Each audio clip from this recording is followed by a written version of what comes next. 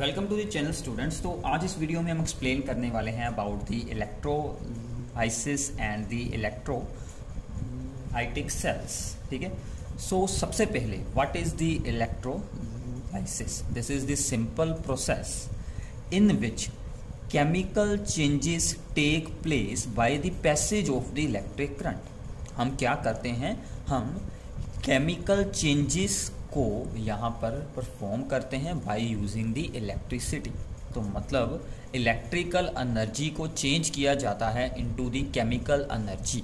जैसे कि आप लोगों ने अपनी बैटरीज को चार्ज करते हैं, आपके मोबाइल की बैटरी है, आपके किसी भी और चीज़ की बैटरी होती है, जब हम उसको करते हैं चार्ज करते हैं तो उसमें क्या होता है कि इलेक्ट्रिकल एनर्जी केमिकल एनर्जी में चेंज होकर उसमें स्टोर हो जाती है। तो ऐसे हमारी बैटरी जो है वो चार्ज हो जाती है। तो इसी प्रोसेस को हम क्या बोलते हैं, that is known as the electrolysis. ठीक है, और जिस सेल में, ठीक है, इलेक्ट्रोलाइसिस की प्रोसेस को हम परफॉर्म करते हैं, that cell is known as the electrolytic cell. ठीक है, अब हम इसके अंदर कैसे चेंज होता है उसको अच्छे से एक्सप्लेन करने वाले हैं। इलेक्ट्रोलाइटिक सेल को बनाकर देखेंगे अच्छे से। ठीक है, इसमें क्या होगा, हमारे पास मान लीजिए एक सिंपल बीकर है। ठीक है, और इस बीकर में हमने दो इलेक्ट्रोड्स रखी हैं। ठीक है, so here is the first electrode, ठीक है, and here is the second electrode. ठीक है, एंड इसके अंदर हमने ऐड किया है सोल्यूशन ऑफ द इलेक्ट्रोलाइट। इसके अंदर क्या ऐड किया गया है, सोल्यूशन ऑफ इलेक्ट्रोलाइट।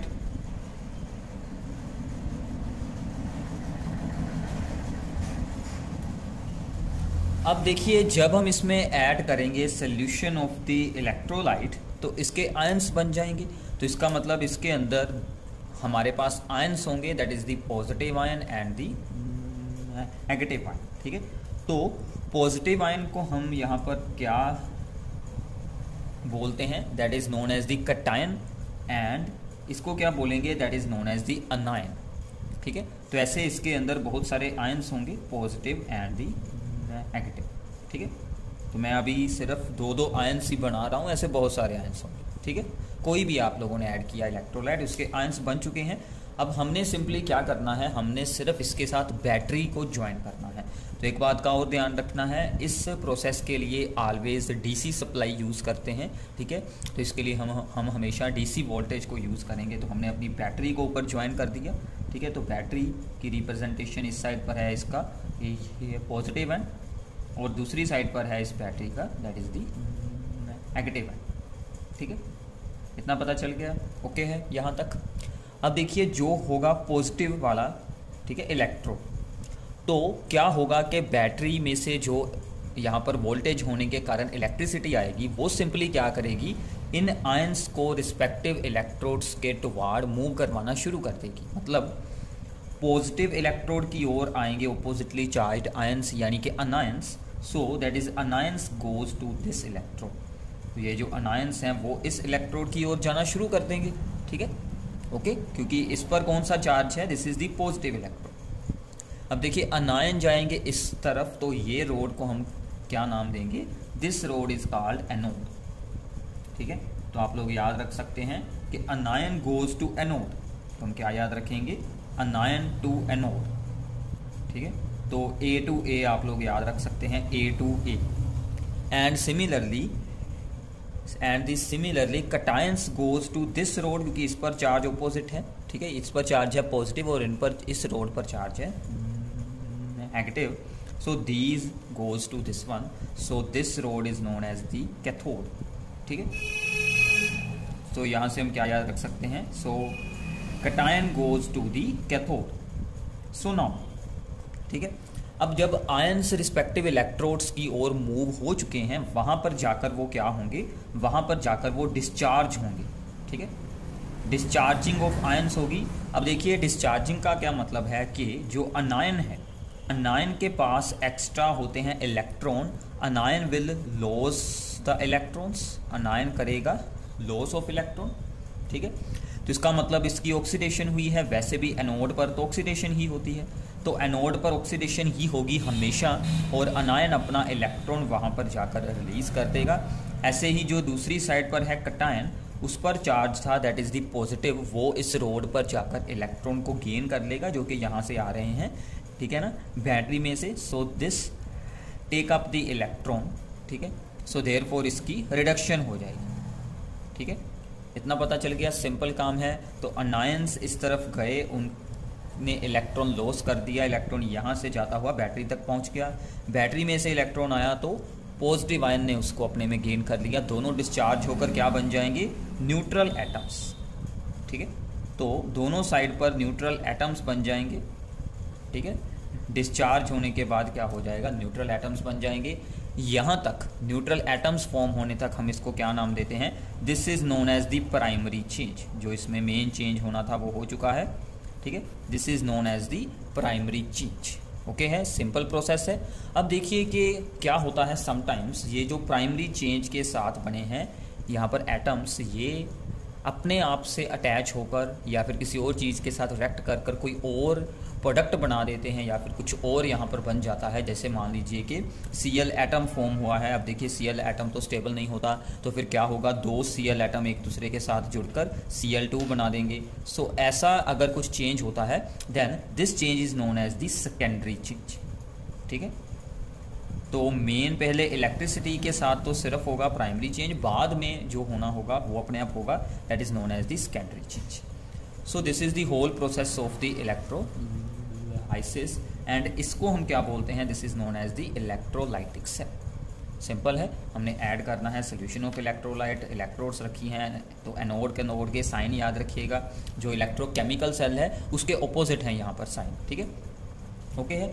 अब सबसे इंपॉर्टेंट बात क्या है, ये तो सिंपल सा काम हो गया, सबसे इंपॉर्टेंट ये है कि हमें ये बात का ध्यान रखना है कि यहाँ पर कौन सा यहाँ पर अनायन आएगा, कौन सा यहाँ पर कटायन आएगा अगर सोल्यूशन में एक से ज़्यादा पॉजिटिव आयन हो या फिर एक से ज़्यादा यहाँ पर अनायंस हो, तो उनमें से कौन सा अनायन आगे आकर डिस्चार्ज होगा, क्या हमारे वहाँ पर प्रोडक्ट्स बनने वाले हैं, ये सब कुछ कौन कौन से फैक्टर्स पर डिपेंड करता है। अब हम उनको एक्सप्लेन करते हैं, ठीक है।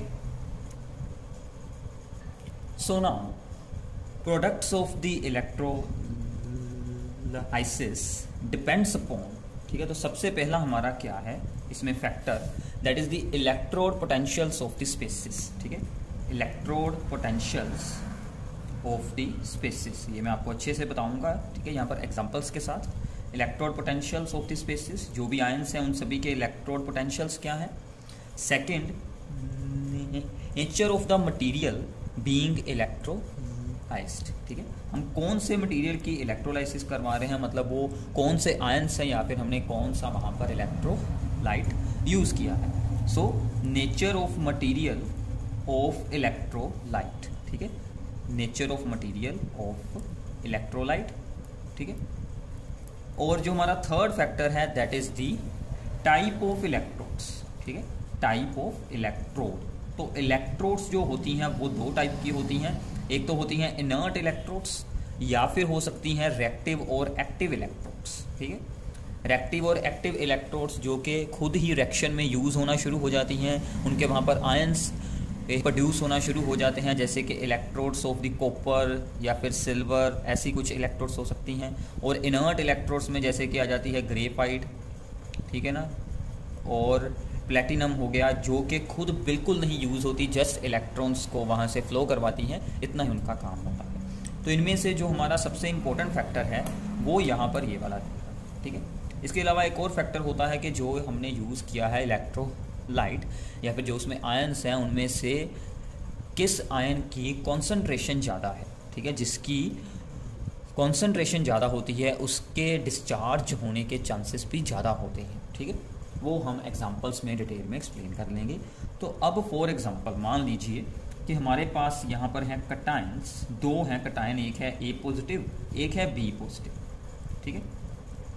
अब देखिए ए और बी पॉजिटिव में से जिसकी ई नोड वैल्यू, ठीक है, ई नोड वैल्यू तो आप लोगों को अब तक अंडरस्टैंडिंग होगी, that is the standard reduction potential, reduction होने की उनकी टेंडेंसी, ठीक है, जिसकी ई नोड वैल्यू होगी मोर पॉजिटिव, ठीक है, जिसकी ई नोड वैल्यू मोर पॉजिटिव होगी उसकी टेंडेंसी टू रिड्यूस इटसेल्फ ज़्यादा होगी तो वही जाकर होगा रिड्यूस्ड, ठीक है, वही जाकर डिस्चार्ज हो जाएगा, यानी कि रिड्यूस होगा, ठीक है। तो ये बात आप लोगों ने याद रखनी है। फॉर एग्जांपल मान लीजिए हमारे पास एक है H पॉजिटिव, एक है हमारे पास Na पॉजिटिव, तो इनमें से H पॉजिटिव की रिडक्शन पोटेंशियल की वैल्यू ज़्यादा होती है, तो यही जाकर डिस्चार्ज होगा, यही जाकर फिर इलेक्ट्रॉन एक यहाँ पर करेगा गेन और H एटम में चेंज हो जाएगा, सोडियम फिर बिल्कुल नहीं जाएगा, ठीक है, ओके। ऐसे ही अगर हमारे पास दो पर अनायंस हैं, ठीक है, अनायंस है, मान लीजिए एक है X नेगेटिव, एक है Y नेगेटिव, इनमें ऑपोजिट रहेगा, which has E note value more negative, ठीक है, जिसकी माइनस साइन में ज़्यादा वैल्यू होगी, मतलब जिसकी वैल्यू सबसे लो रहेगी, ठीक है, इन दोनों में से वो जाकर डिस्चार्ज होगा। अब इसके डिस्चार्ज होने का मतलब क्या होता है, दैट इज़ ऑक्सीडाइज होगा, ठीक है। तो इसमें फॉर एग्जांपल मान लीजिए एक है हमारे पास यहाँ पर हाइड्रोक्सल आयन, एक है हमारे पास यहाँ पर सल्फेट आयन, तो इनमें से हाइड्रोक्सल की वैल्यू ज़्यादा होती है, तो फिर हाइड्रोक्सल जाकर डिस्चार्ज होगा, इसकी ऑक्सीडेशन होगी और इसकी ऑक्सीडेशन होकर ऑक्सीजन गैस बन जाती है, वो रिलीज होगी, ठीक है। इतना पता चल गया कि हमारे प्रोडक्ट ऑफ इलेक्ट्रोलाइसिस कौन कौन से फैक्टर्स पर डिपेंड करते हैं। अब जो हमारी इससे अगली वीडियो होगी उसमें हम इस पर बेस्ड कुछ एग्जांपल सोल्व करने वाले हैं। बेसिकली हमारे पास यहाँ पर 4 एग्जांपल्स हैं जो कि मोस्ट इंपॉर्टेंट हैं। सबसे पहले यहाँ पर एक्वस NaCl की इलेक्ट्रोलाइसिस, देन हम करेंगे एसिडिफाइड यहाँ पर वाटर की इलेक्ट्रोलाइसिस, देन हम करेंगे CuSO4 की इलेक्ट्रोलाइसिस, देन हम करेंगे सल्फ्यूरिक एसिड की इलेक्ट्रोलाइसिस। तो एक छोटी सी एग्जांपल मैं आपको इस वीडियो में बता देता हूँ ताकि आपको इस प्रोसेस की अंडरस्टैंडिंग हो जाए कि इसमें क्या होता है बेसिकली।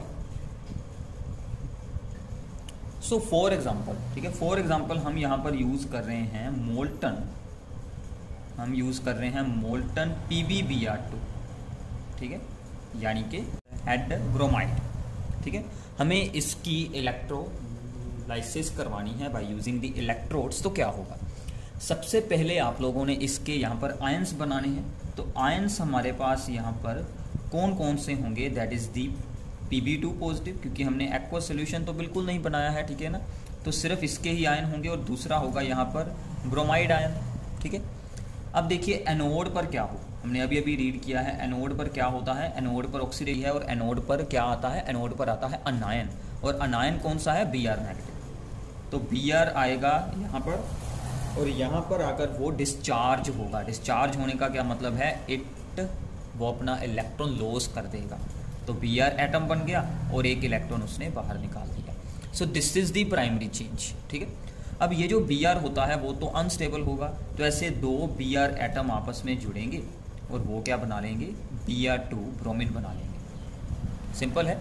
तो इसका मतलब हमें जो हमारी एनोड साइड पर क्या मिल जाएगा, ब्रोमीन मिल जाएगा, Br2 मिल जाएगा। सेकंड बात करते हैं यहाँ पर अबाउट दी कैथोड। तो कैथोड पर क्या होगा, Pb2 पॉजिटिव आएंगे, that is the cation goes to cathode, ठीक है। तो Pb2 पॉजिटिव आया, अब उसने डिस्चार्ज होने के लिए 2 इलेक्ट्रॉन रिक्वायर्ड है, ठीक है, क्योंकि उस पर है 2 पॉजिटिव चार्ज, तो उसमें 2 इलेक्ट्रॉन गेन होंगे, तो वो बना लेगा सिंपल Pb, ठीक है। तो अगर हम यहाँ से अब हमारी ओवरऑल रिएक्शन बनाएं, तो अगर हम इन दोनों रिएक्शंस को यहाँ पर ऐड कर दें, तो यहाँ पर 2 Br एटम यूज़ हो रहे हैं, तो हम इसको भी 2 के साथ मल्टीप्लाई करवा लेते हैं। तो हमारा क्या बनेगी ओवरऑल रिएक्शन के 2 Br नेगेटिव गिव्स अस दी ब्रोमीन प्लस 2 इलेक्ट्रॉन्स, ठीक है।